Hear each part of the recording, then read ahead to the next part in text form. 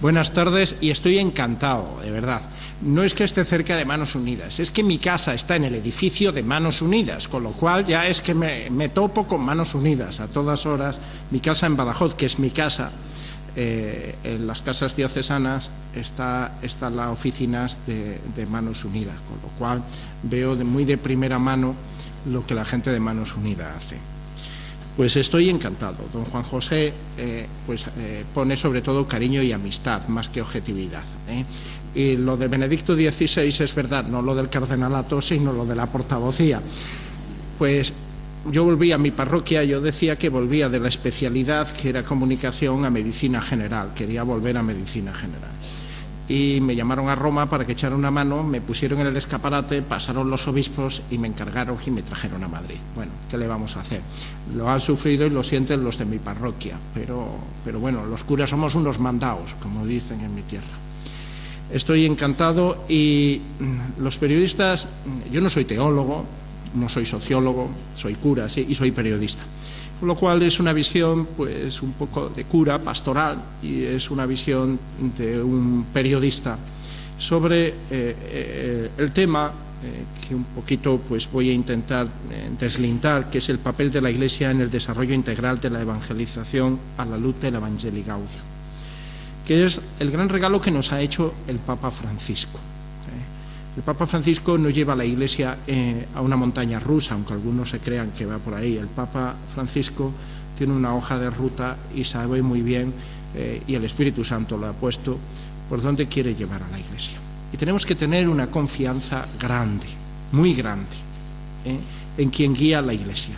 Aparte de que tiene la asistencia del Espíritu Santo, eso va en la garantía. Otros no sabemos, el Papa sí la tiene en la garantía. Y así pertenecemos a esta maravillosa familia de los bautizados de la Iglesia, pues que perpetúa en el tiempo la misión de Jesús.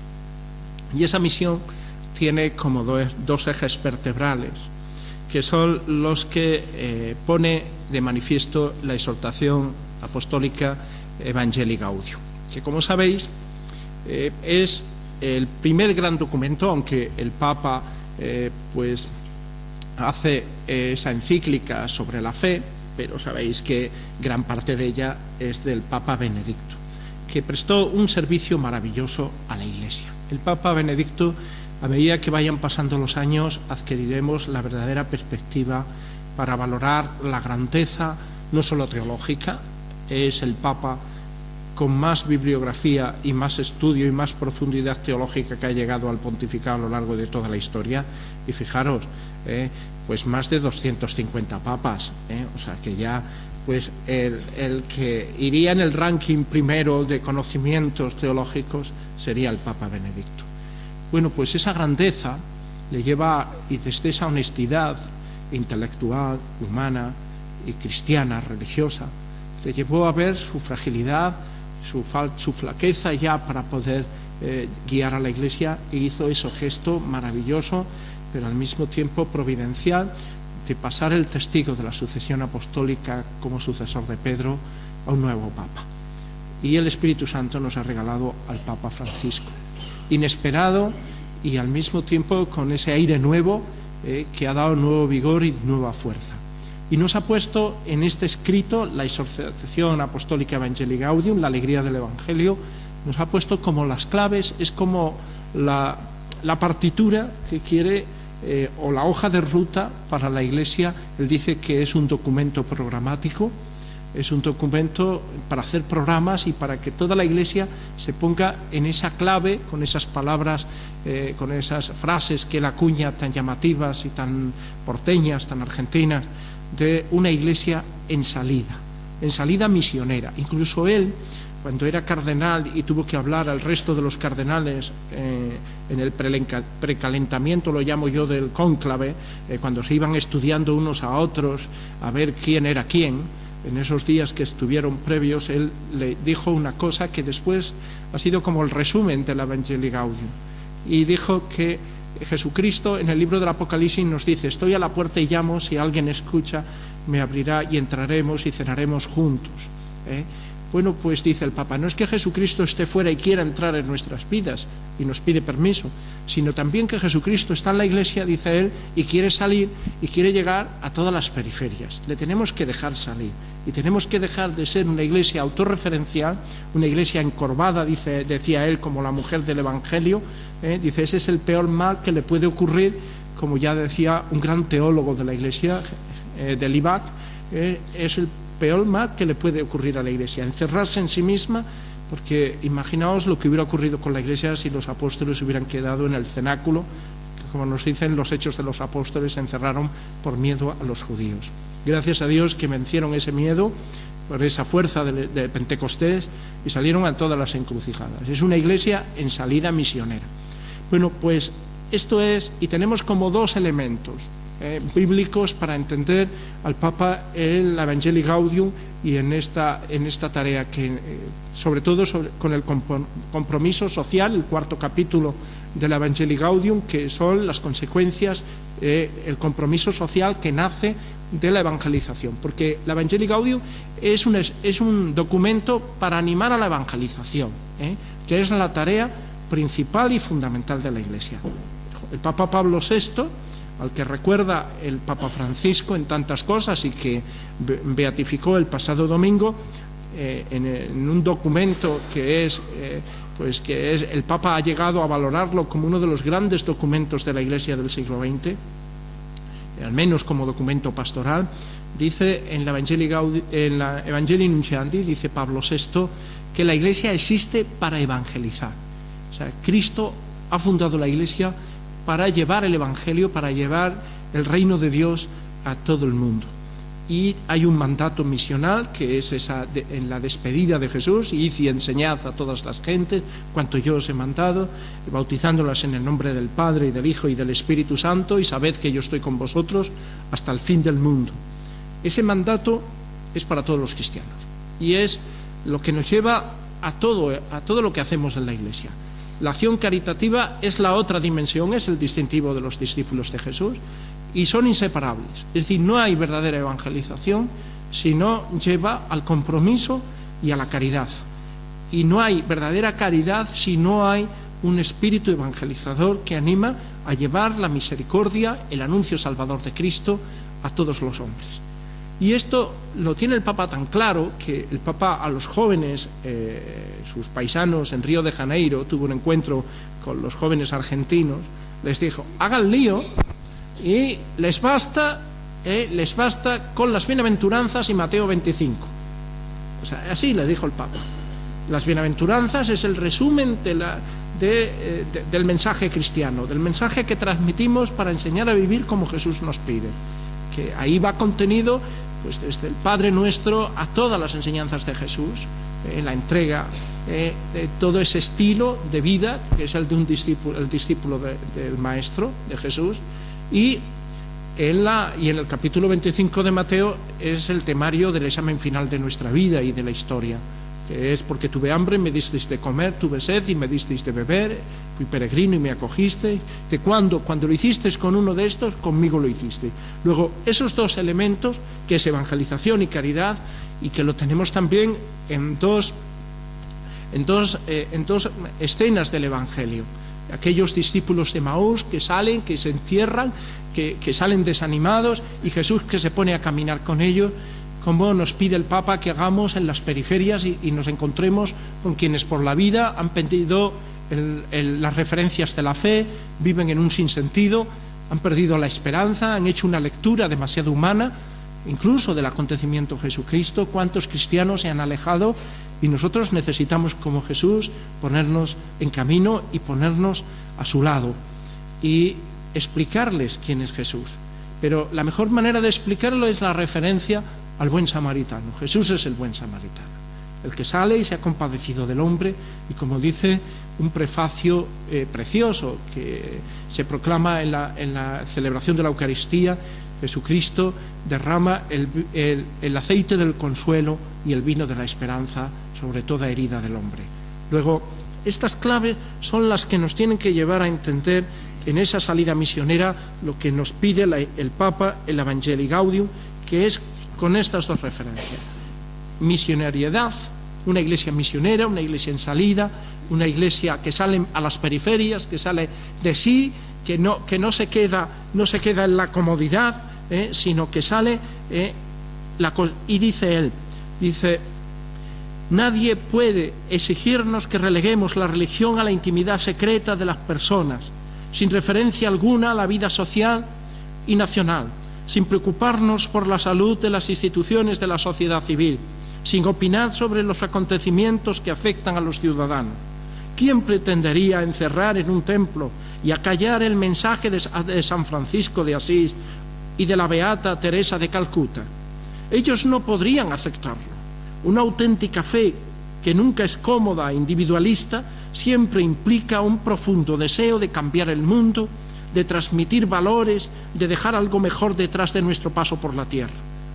Amamos este magnífico planeta donde Dios nos ha puesto y amamos a la humanidad que lo habita, con todos sus dramas y cansancios, con sus anhelos y esperanzas, con sus valores y fragilidades. La tierra es nuestra casa común y todos somos hermanos. ¿No veis aquí lo que tiene Manos Unidas en sus valores, tanto en sus valores finales como en sus valores instrumentales que reza en vuestro plan de acción, en vuestro ideario? Si bien, dice el Papa, el orden de la sociedad y del Estado es una tarea principal de la política, la Iglesia no puede ni debe quedarse al margen en la lucha por la justicia. Esto es de Benedicto XVI y lo toma también Francisco. Todos los cristianos, también los pastores, están llamados a preocuparse por la construcción de un mundo mejor. De eso se trata, porque el pensamiento social de la Iglesia es ante todo positivo y propositivo, orienta una acción transformadora y en ese sentido no deja de ser un signo de esperanza que brota del corazón amante de Jesucristo. Bueno, esto es a lo que estamos llamados, esto es como el preámbulo, salir de sí. O sea, el cristianismo, aunque a algunos les gustaría en el momento actual secularista en el que vivimos, dejarnos encerrados en el interior de los templos, dejarnos encerrados en las sacristías, con una vida de fe que no nos atrevamos ni a imponérnosla a nosotros mismos, con un cristianismo tan privado que solo para usarlo en caso de emergencia.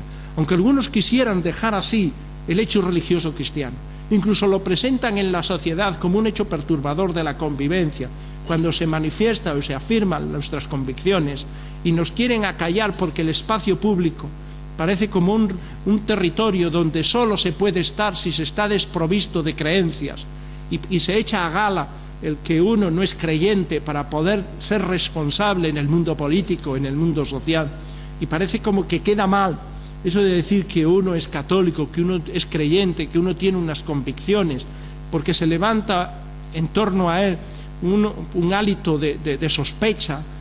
Bueno, esto no puede ser así. El cristianismo tiene vocación de calle, tiene vocación de salida, tiene vocación social y de preocupación por los demás. Esto con el que el concilio en la Gaudium et Spes comienza esa constitución del diálogo de la Iglesia con el mundo contemporáneo. Dice los gozos y las alegrías, las tristezas y las angustias, los sufrimientos del hombre de hoy son los sufrimientos de los discípulos de Cristo y sus alegrías. Luego, la Iglesia tiene como propio, ella es experta en humanidad. Esto forma parte. Y desde estas claves tenemos que preguntarnos, ¿qué tiene que ver la evangelización con la dimensión social? Alguien piensa que el cristianismo solo es una cuestión de cosas de sentido piadoso, que el cristianismo queda reducido al culto y no al compromiso. No. El cristianismo es culto. El cristianismo, ¿por qué? Es la celebración del misterio que actualiza la presencia del misterio salvador de Cristo. Nos hace contemporáneo a Cristo en el misterio de la liturgia, especialmente en la celebración eucarística. Pero el cristianismo también nos presencializa a Cristo en el encuentro con el hermano, hasta el punto de que el Papa llama al otro, especialmente al más pobre, carne de Cristo, y habla de que hemos de tocar la carne de Cristo en quienes sufren. Luego, estas dos dimensiones del culto y el compromiso son inseparables, y es catequesis, y es evangelización. Y luego, no puede haber evangelización plena como tarea de la Iglesia si no arranca de un celo apostólico y no lleva al mismo tiempo a trasladar con el mensaje de Jesús, con la salvación que trae Jesús, una cultura nueva, una civilización nueva, que es la civilización del amor. Y esa es la civilización transformadora.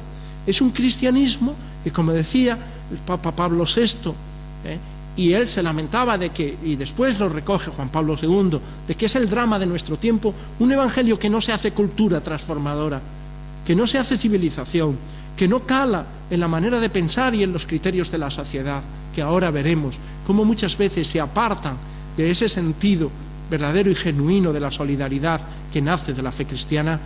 Entonces es que ese cristianismo no se está viviendo plenamente. Conviene recordar que ciertamente la exhortación apostólica Evangelii Gaudium es fundamentalmente evangelizadora.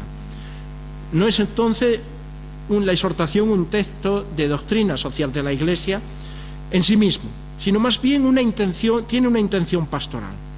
¿Incluye la evangelización en sí misma, podríamos preguntarnos, la dimensión socioeconómica y política?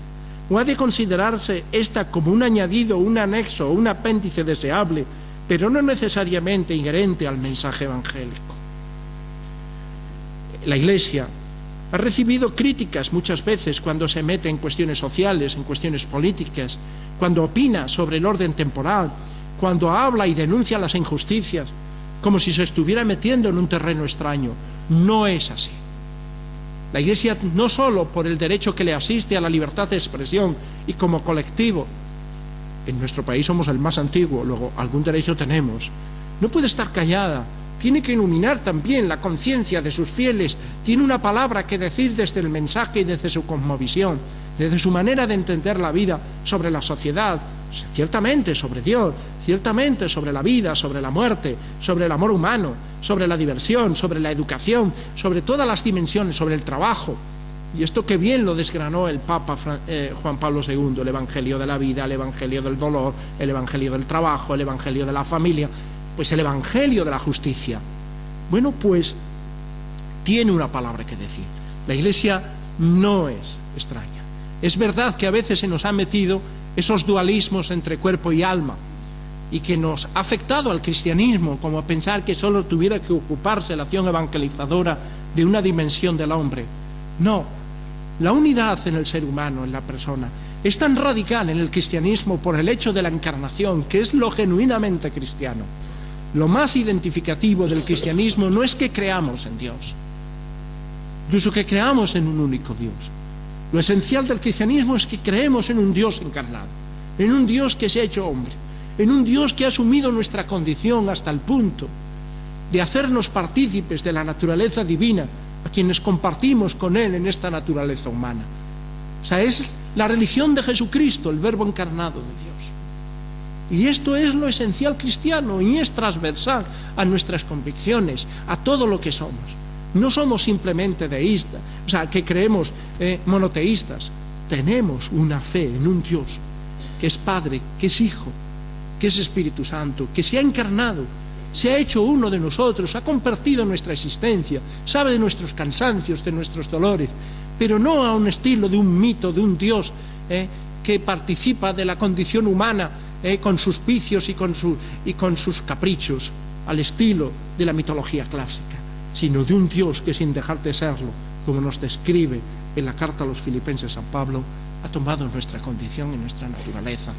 Se ha hecho igual a nosotros, excepto en el pecado, pero ha asumido lo nuestro hasta el punto, y como dice Gaudium et Spes también en el número 22, nada hay, Cristo es la vocación suprema, el Verbo encarnado es la vocación suprema del hombre. Cristo le dice al hombre cómo debe ser el hombre. O sea, el cristianismo es la vocación más plena de la dignidad humana. Dios no es el enemigo del hombre. Por tanto, supera ese dualismo de cuerpo y alma, porque hasta el punto de que nosotros confesamos en nuestra fe un materialismo santo, y es hasta el de nuestra propia realidad carnal. Creemos en la resurrección de la carne, creemos en la unidad del ser humano, y esto nos lleva no solo a preocuparnos de sus almas, sino también a preocuparnos de su bienestar, de su grandeza, de su dignidad, de todo lo que es el hombre como persona en su integridad y en esa imagen y semejanza de Dios que es cada persona humana, especialmente el más desvalido, hasta el punto que es el reflejo donde el Verbo se ha hecho carne, se manifiesta de forma que ha hecho de la identificación con Él una condición para admitirnos en su presencia por toda la eternidad. Y ¿qué es esto? Tuve hambre.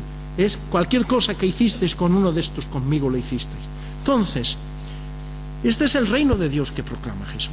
Luego, la acción evangelizadora lleva consigo una preocupación absoluta por el ser humano. Y esto no es un elemento añadido. Esto no es solo para gente progre en la Iglesia que le ha dado por ahí, como si a los otros le hubiera dado por lo. A veces trasladamos los clichés del ámbito político y contagiamos los principios de la fe. Y entonces hacemos una dialéctica en la propia Iglesia entre los del culto y los del compromiso, entre los de derechas y los de izquierda, entre los que están los pro vida y los de acción social. Ya está bien. Vayamos a la unidad del ser humano, vayamos al capítulo en el que el Papa nos habla de esa jerarquía en las verdades, de esa jerarquía que tiene un principio fundamental, que es desde el amor de Dios, desde su misericordia, entender el ser humano con la visión del Evangelio, en la que los últimos son los primeros. Y en ese capítulo en el que el Papa habla de especial atención a la debilidad humana. Y en la debilidad humana pone desde el no nacido hasta el indigente, hasta los que se ven pisoteados sus derechos, ante la mujer atropellada y maltratada, hasta los pueblos a los que se les oprime. Es decir, volvamos a una unidad que nace de la concepción y de la antropología cristiana verdadera sobre el ser humano. Cuando esto lo asumimos, evitaremos en la praxis y en la pastoral de la Iglesia una serie de sensibilidades que nos llamamos, pero que en el fondo hace que vivamos desunidos en la proclamación de la unidad del Evangelio y del compromiso por los más necesitados. La opción por la justicia, la opción por los pobres, no es una opción que esté al margen de los principios más profundos de la mística y de la consideración cristiana del amor a Dios. Es inseparable. Y esto hasta el punto, dice, es un mensaje tan claro, dice el Papa, tan directo, tan simple y elocuente, que ninguna hermenéutica eclesial tiene derecho a hacerlo relativo. La reflexión de la Iglesia sobre los textos que nos hablan del amor al prójimo no debería oscurecer o debilitar su sentido exhortativo, sino más bien ayudar a asumirlos con valentía y fervor. ¿Para qué complicar lo que es tan simple?, dice el Papa. Los aparatos conceptuales están para favorecer el contacto con la realidad que pretenden explicar y no para alejarnos de ella. Esto vale sobre todo para las exhortaciones bíblicas que invitan con tanta contundencia al amor fraterno, al servicio humilde generoso, a la justicia, a la misericordia con el pobre. Jesús nos enseñó este camino de reconocimiento del otro con sus palabras y con sus gestos. ¿Para qué oscurecer?, se pregunta Francisco, lo que está tan claro. No nos preocupemos solo por no caer en errores doctrinales, sino también por ser fieles a este camino luminoso de vida y de sabiduría. Porque a los defensores de la ortodoxia, dice el Papa, se dirige a veces el reproche de pasividad, de indulgencia o de complicidad culpables respecto a situaciones de injusticia intolerables y a los regímenes políticos que los mantienen. Por tanto, más claro el agua, el Papa nos está diciendo las cosas con una contundencia grande. Ahora, teniendo esto claro, de que el compromiso social, la opción por los más necesitados, el servicio de la caridad, el ejercer como buenos samaritanos cuando le pregunta, ¿y quién es mi prójimo? ¿Quién te parece a ti que ha sido prójimo? Dice Jesús. Dice que él tuvo con él misericordia. Jesús no le dice, vete y teoriza, vete y piensa igual, sino vete y haz tú lo mismo. Ahora, teniendo esto claro, en esa unidad, sin contagios políticos de derecha e izquierda, en ese principio de jerarquía que nos invita el Papa, en la verdad de la propuesta evangélica. ¿Cuál es el análisis o el diagnóstico que hace el Papa de la situación económica y social de la actualidad? Pues hace una reflexión, una exhortación. Nos habla de unos aspectos positivos. El Papa no, la Iglesia no es aquí quien ve todo negativo. No somos la Iglesia del no, los que vamos en contra de todo, los que somos anti todo. No. El Papa ve realidades positivas, los logros que inciden en el progreso de la sociedad, como enormes saltos cualitativos, cuantitativos, acelerados y acumulativos que se dan en el desarrollo científico, en las innovaciones tecnológicas y en las veloces aplicaciones en distintos campos de la naturaleza y de la vida. Estamos en la era del conocimiento y de la información. ¿Cómo vamos a negar esto? Sin embargo, el Papa pone el foco también sobre dos cuestiones importantes que tienen como nombre la inequidad, la falta de equidad y la exclusión, esa cultura del descarte. Esa cultura del descarte que lleva a desechar, a quitar de en medio elementos sobrantes que él tantas veces insiste en los jóvenes y en los ancianos en nuestro mundo. Y que lleva no solo a esos grupos en la sociedad, sino también a una separación en nuestro mundo entre el norte y el sur, entre los ricos y los pobres, no solo entre grupos sociales dentro de una sociedad desarrollada. Entonces, ¿qué hay detrás? Lo que hay detrás, vivimos en un continente en un mundo donde las desigualdades económicas son más pronunciadas. La riqueza de recursos y de producción se contrapone a la flagrante desigualdad en la distribución, tal como se señala en la exhortación apostólica. Vivimos y estamos viendo en las páginas de políticas de los periódicos ese afán desmedido de lucro, esa avaricia financiera. Vemos cómo hay corrupción, cómo se ha instalado en la sociedad ese afán por el tener y se olvida del bien ser. Vivimos, en definitiva, en una cultura que tiene, en el fondo, una antropología enormemente debilitada, una percepción del hombre como un componente del engranaje productivo sin más. Y necesitamos recuperar una verdadera antropología, una verdadera ecología de lo humano. Por eso, cuando Manos Unidas hace campañas, no es porque le haya dado por algo poético con lo que hacer unos carteles especiales y no vaya al grano en la solución del hambre en el mundo, sino que está generando es una cultura nueva, está tratando de restablecer una semántica nueva a la condición humana, que es la semántica original querida por Dios, y es instauración del reino de Dios en los más necesitados. Cuando hace labor de promoción y los proyectos tienen una fuerte carga a largo plazo, es porque está no solo asistiendo a emergencias, sino fundamentalmente está creando unas condiciones de vida que restauren el desorden establecido por unas antropologías y unas visiones de la existencia, de la acción política, que van en detrimento de la dignidad humana. O sea, la acción de Manos Unidas es una acción pensada desde la doctrina social de la Iglesia, no es desde el momento puntual de una emergencia, que hay que salir al paso, sino que hay toda una concepción del hombre, toda una concepción de valores, toda una concepción. Por eso hay un trasfondo profundo, y es el de la doctrina social de la Iglesia. Entonces, ¿qué lleva esto? Necesitamos darle la vuelta a una sociedad que ha hecho del capitalismo salvaje el único modo de vida en las relaciones económicas. Y en una globalización que lo que ha hecho es globalizar los mercados y no precisamente la igualdad y la justicia.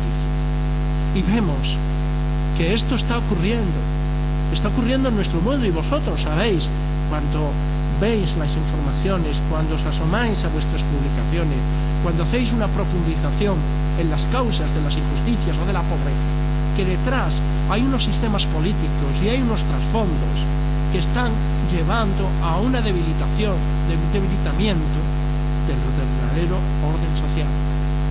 Cuando la Iglesia hace una propuesta, no es porque vaya a poner un parche en la acción social y de la justicia, en la promoción de la caridad, sino porque quiere instaurar una sociedad donde esté presente el reino de Dios y sus valores, que no es adoctrinamiento, que no es proselitismo, sí es una clara convicción desde su origen, desde el Evangelio de Jesús. Y Manos Unidas es una ONG católica, es una ONG confesional, es una ONG confesante. Y estos son sus principios, y son sus principios con convicción. No al estilo de un relativismo, estos son mis principios, pero si a usted no le gusta tenemos otros. No.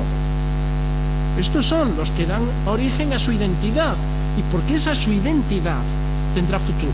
Y porque esa su identidad es percibida con credibilidad por la sociedad. No simplemente porque hace muy buenas campañas, que las hace. No simplemente porque utiliza los recursos comunicativos que toda organización hoy que se precie ha de hacer para llevar y trasladar su mensaje a la sociedad, explicando situaciones de injusticia, explicándola con claridad y trasladando a la opinión pública la necesidad de un cambio social y un cambio en las estrategias y en la atención a los más desfavorecidos del mundo, poniéndolos en un primer plano a las sociedades desarrolladas. No es simplemente por un marketing, porque necesita hacer una buena comunicación, pero es porque tiene buenos principios, porque hay una antropología, hay una visión del hombre, hay una visión de la persona humana, no simplemente la acción de Manos Unidas, respeto absoluto a otras organizaciones que también se dedican al desarrollo o a la acción social. No es mero altruismo.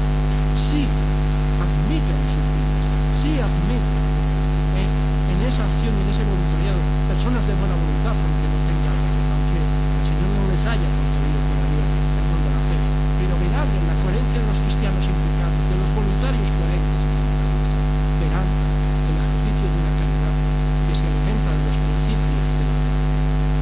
Ahora, eso en el origen, eso en el estilo. Y por ser cristiano es profundamente humano, pero es al mismo tiempo universal en el sistema.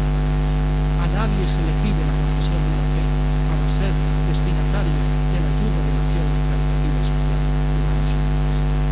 Pues esto, lo que hacen en definitiva es restaurar el orden del reino de Dios querido que nos trae Jesucristo, y que tenemos la tarea de llevarlo con la evangelización, haciendo cultura en este caso, y restaurando la imagen de Dios deteriorada en el hombre, ciertamente por el pecado original, pero también con los desterrados hijos de Eva, cogemos las cadenas del cautiverio que nos entorpecer el mundo, desgraciadamente, en cuantos estarán, que no aprendemos nunca a lo largo de la historia, y convertimos al ser humano en objeto de experiencias con más absoluto desafío. Y por eso, en el análisis que hace de la realidad, Manos Unidas ve más allá de las puras publicaciones.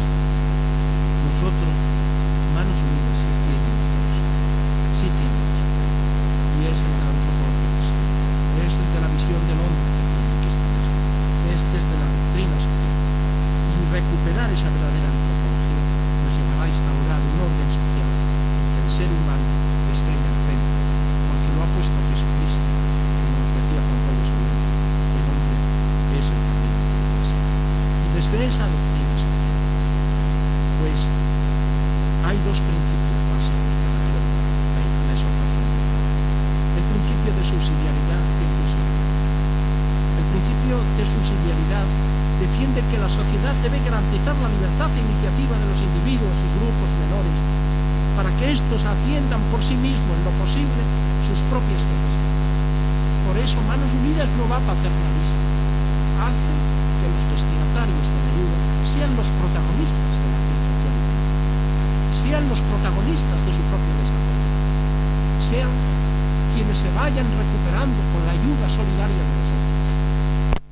Por eso, expresando en este sentido, el principio dice que los grupos mayores, los estados no deben intervenir allí donde los individuos o grupos menores, la sociedad intermedia, puede desarrollarse por sí mismos y resolver sus propios problemas. En sentido positivo, estados y grupos, organizaciones, están llamados a intervenir en los casos o situaciones en que los individuos, las personas o grupos menores no se basten por sí mismos para satisfacer sus necesidades y encuentren así graves obstáculos para su propio desarrollo. Pero este principio de subsidiariedad distancia de toda actitud paternalista que frenaría la iniciativa y la creatividad de las personas y de los pueblos, y como es el caso de la economía colectivista o centralista. Y el otro principio es el principio de la solidaridad. No somos individuos sin más, somos personas, y la concepción de persona tiene una referencia al otro, a la alteridad. No somos nosotros solos, somos con los demás. Y entonces, este principio arraigado en el cristianismo hasta el punto de que desde el origen del mensaje revelado, desde el libro del Génesis, hay una pregunta: ¿dónde está tu hermano? Y desde el sentido de creación que expresa el texto bíblico, con ese lenguaje tan sugerente de la creación del hombre, no es bueno que el hombre esté solo. Y desde, al mismo tiempo, desde un principio teológico, desde una organización que es confesional y que es católica, desde el misterio de la Trinidad, que es familia, que es comunidad, que es Padre, Hijo, Espíritu Santo, que muestra esa Trinidad de persona en la unidad de naturaleza. Bueno, pues este sentido empapa la cosmovisión cristiana y refuerza el sentido de dependencia y de solidaridad del ser humano, que ve en el otro no un contrincante, que ve en el otro no un enemigo o un adversario, que ve en el otro el que me complementa para mi propia perfección. Por tanto, ¿qué ocurre cuando estos principios se aplican? Que uno entiende el destino universal de los bienes, que hay una hipoteca social en toda propiedad, que cuando alguien ayuda, cuando alguien colabora, bien sea con su tiempo, bien sea con su propia realidad personal en un voluntariado comprometido, a quien da sus fondos, a quien ayuda, desde la ayuda más humilde a la aportación más generosa en términos materiales, le está haciendo un favor, manos unidas, porque está ayudando a desplegar en lo que en el mundo empresarial se llama la responsabilidad social de las instituciones, como un elemento de calidad y de credibilidad de las organizaciones que ahora estudian los expertos. Pero en definitiva, estamos ayudando a quien ayuda a ser mejor persona. Se le está haciendo un favor, al mismo tiempo que lo hace. Pero el Papa llega más y habla de que falta la ética, que falta, que se ha hecho idolatría del dinero. Él habla del becerro de oro, que hemos olvidado preguntarnos por lo que debe ser. Estamos hablando de tarjetas opacas, estamos hablando, y aquí de la crisis, como solo dependiera de pues que han venido los vientos pues de los mercados o de las organizaciones estas de análisis económico, y van calificando los estados, y hemos descubierto lo que era la prima de riesgo y todas estas cosas, y lo que era, nos hemos puesto al día con esta nueva prima que nos ha salido en la familia. Pero, ¿qué ocurre? Nadie se pregunta cómo deben ser las cosas. Nadie se pregunta por el sentido ético, que el hombre también tiene que moverse por lo que debe ser, no solo por lo que puede hacer. Bueno, ¿y cuál es la propuesta del Evangelio en el ámbito de la dimensión social? Pues es lo que vosotros manifestáis en vuestros valores. Dice, la misión es luchar contra el hambre, la deficiente nutrición, la miseria, la enfermedad, el subdesarrollo y la falta de instrucción, y trabajar para erradicar las causas estructurales que las producen, o sea, ir a los orígenes. La injusticia, la desigualdad en el reparto de los bienes y de oportunidades entre personas y los pueblos, la ignorancia, los prejuicios, la insolidaridad, la indiferencia, la crisis de valores humanos cristianos. Están los estatutos, pero antes está en el Evangelio, porque hay una crisis de valores detrás de las crisis económicas. Detrás está el mal. Está el mal. Está lo que no es Dios. En cambio, cuando está Dios, es cuando está el verdadero sentido del ser humano y se articula sobre esos fundamentos que el Papa Benedicto llamó los fundamentos prepolíticos de toda acción política y social de la convivencia. El orden se sustenta.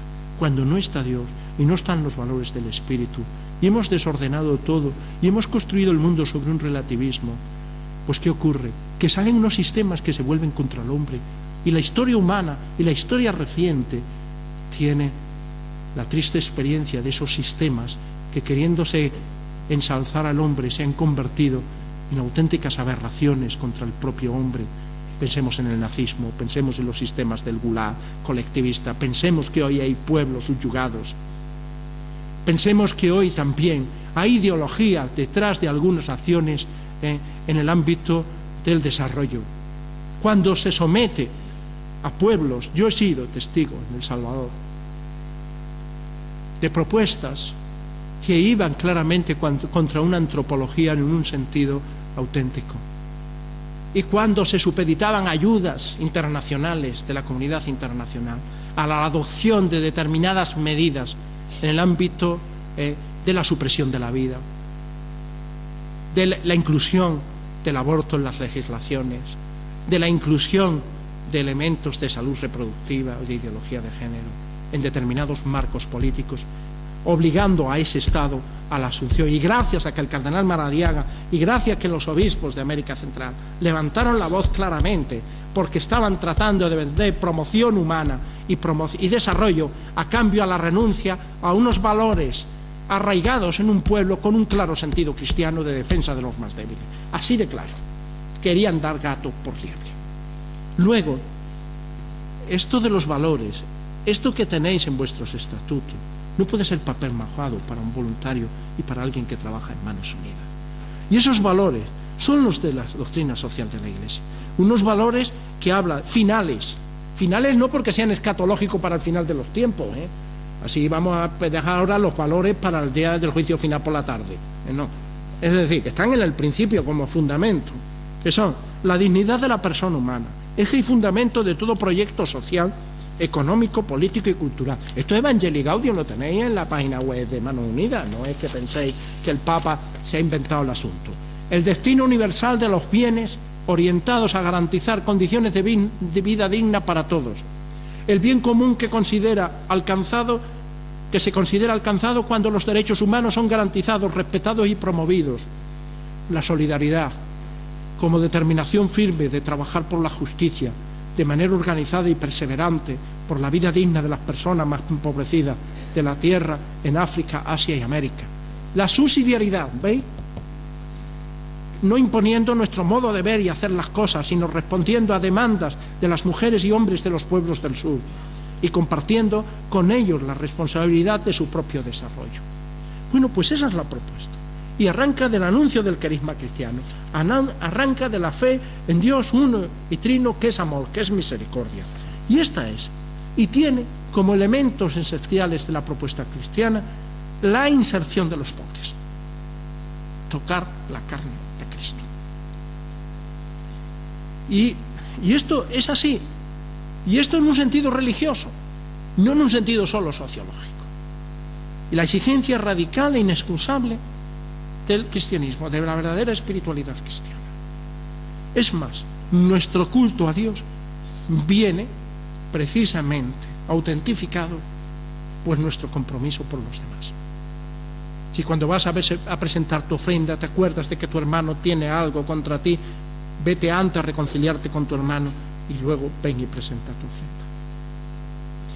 Cuando Juan en su primera carta, quien dice que ama a Dios y no ama a su hermano es un mentiroso, ¿cómo va a amar a Dios a quien no ve si no ama a su hermano a quien ve? Bueno, esto es así, tan claro. Si no perdonáis, no seréis perdonados, etc. Luego, el desarrollo pleno no es simplemente desde una dimensión asistencialista, ¿no? No basta con buenas intenciones, hay que ir a ese trabajo concreto. Decisiones, programas, mecanismos y procesos específicamente orientados a una mejor distribución de ingreso, a una creación de fuentes de trabajo, a una promoción integral de los pobres que supere el mero asistencialismo, dice el Papa.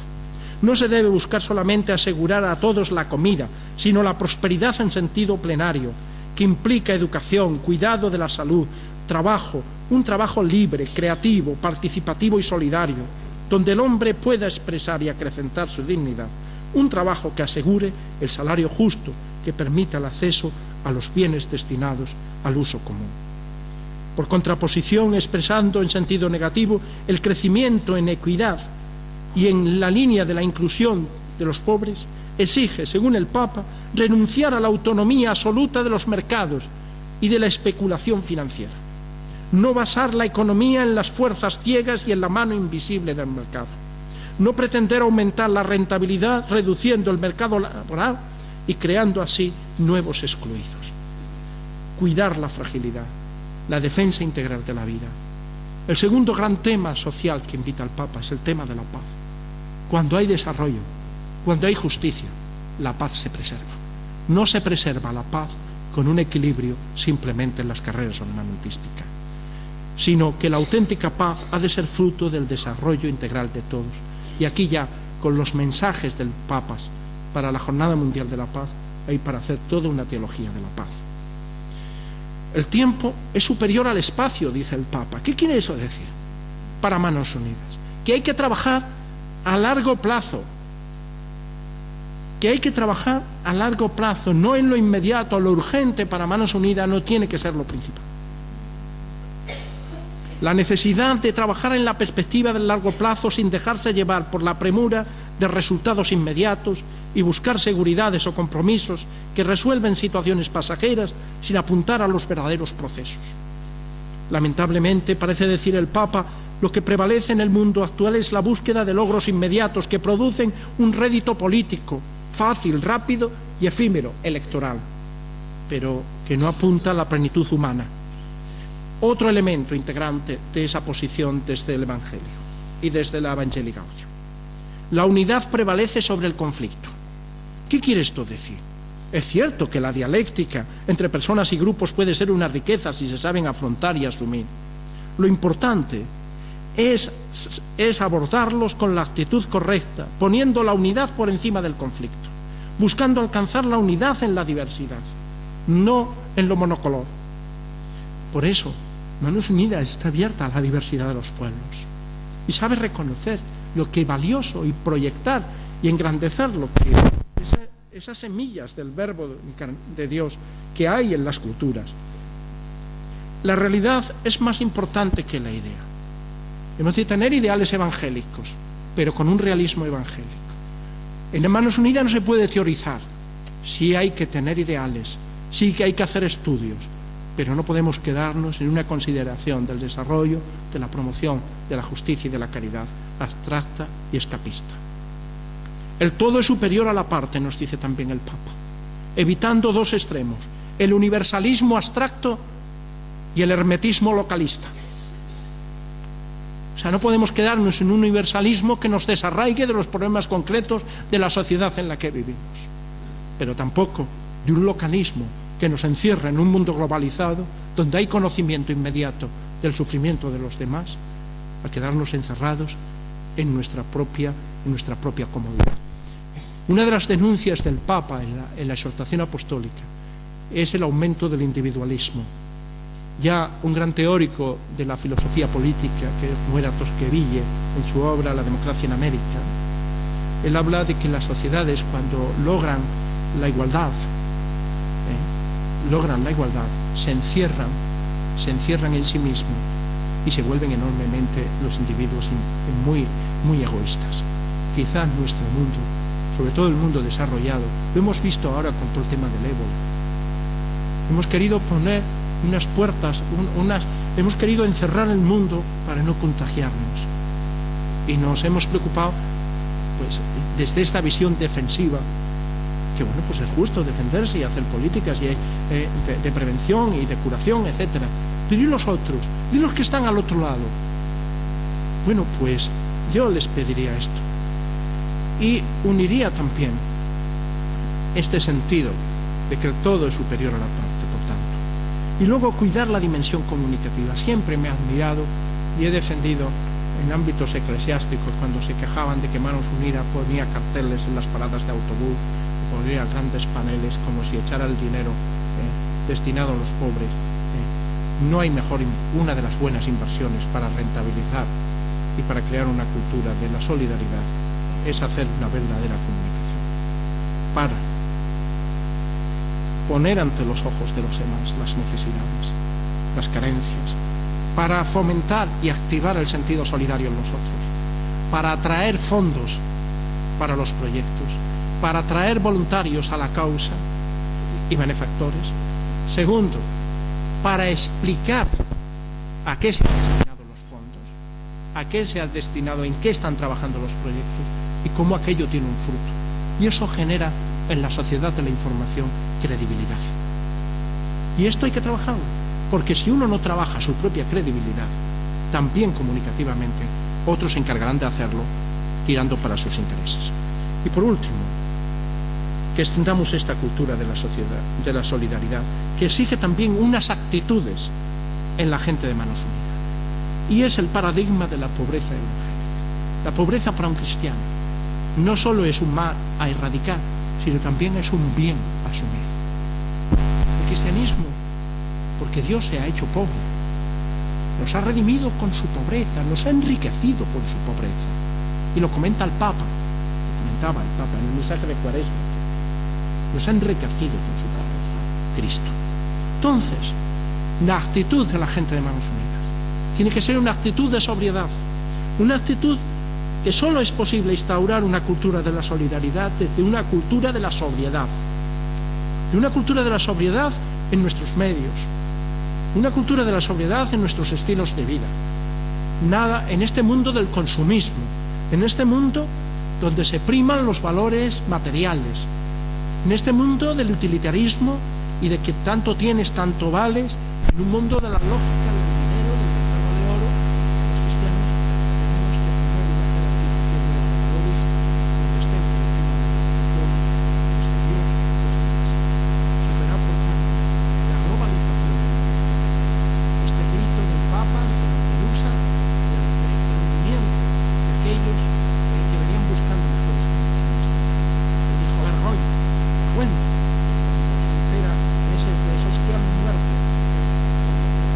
en la cabeza, de tantos Lázaros que llaman a las puertas de la rica Europa. Bueno, pues vamos a superar ese grito con una claridad. En definitiva, todo esto solo podemos hacer haciendo realidad esas palabras que el Papa pedía a los obispos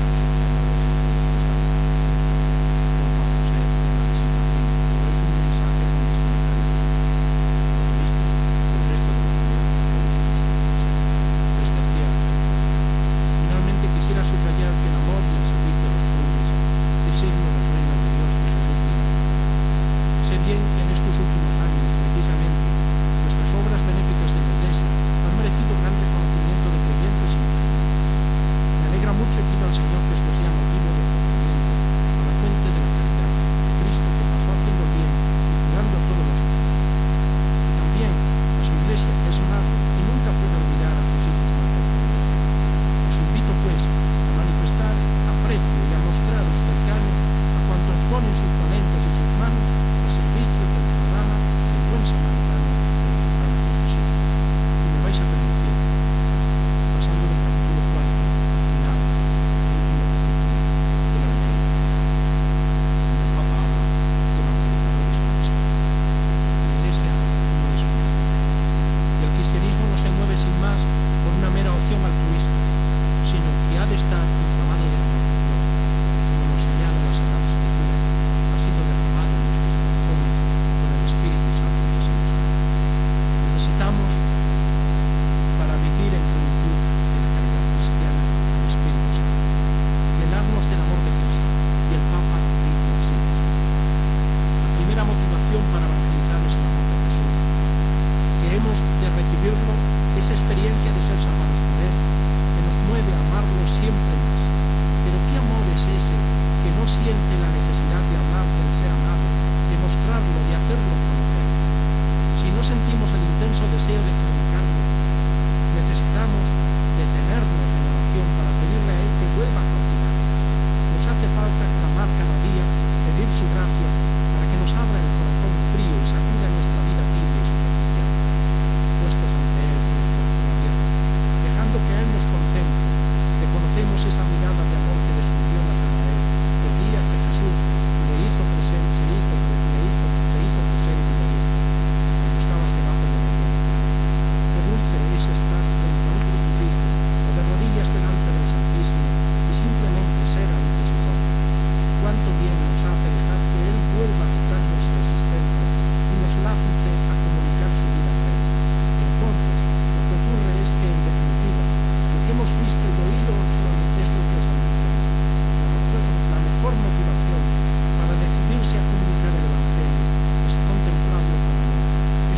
el sistema.